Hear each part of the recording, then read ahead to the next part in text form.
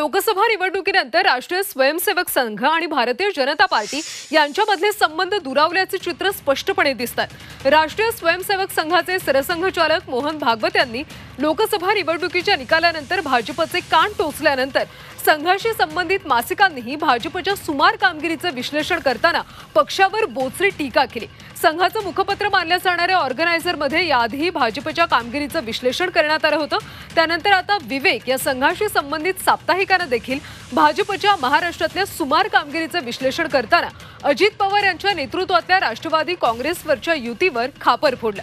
त्याचबरोबर पक्ष, कार्यकर्ते आणि राज्यातल्या महायुती सरकारमध्ये सुसंवाद नसल्यामुळे हा निकाल पाहायला मिळाला असल्याची टीका देखील विवेक साप्ताहिकने केली आहे। दरम्यान विवेकमधून भाजपला काय खडेबोल सुनावण्यात आले ते आपण पाहूयात। लोकसभेतल्या अपयशाची कारणं सांगताना आणि आपापली नाराजी, अस्वस्थता सांगताना जवळपास प्रत्येक कार्यकर्ता आज पहिली सुरुवात करतो ती राष्ट्रवादी काँग्रेस सोबत केलेल्या युतीपासूनच। राष्ट्रवादीला सोबत घेणं भाजपच्या कार्यकर्त्याला आवडलेलं नाही हे स्पष्ट आहे। याची जाणीव भाजप नेत्यांना नाही असं नाही। अलीकडेच स्वतः देवेंद्र फडणवीस यांनी एका मुलाखतीत याबाबत भाष्य केलं होतंच।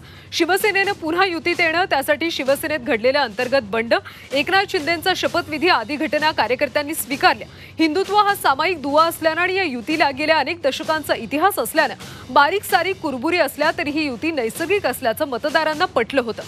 मात्र हीच भावना राष्ट्रवादी सोबत आल्यानंतर अगदी दुसऱ्या टोकाला जाऊ लागली आणि लोकसभेमुळे या नाराजीत आणखी भर पडल्याचं चित्र आहे। अर्थात राजकीय नेत्यांनी वा पक्षाची स्वतःची अशी काही गणितं आणि आडाखे असतात।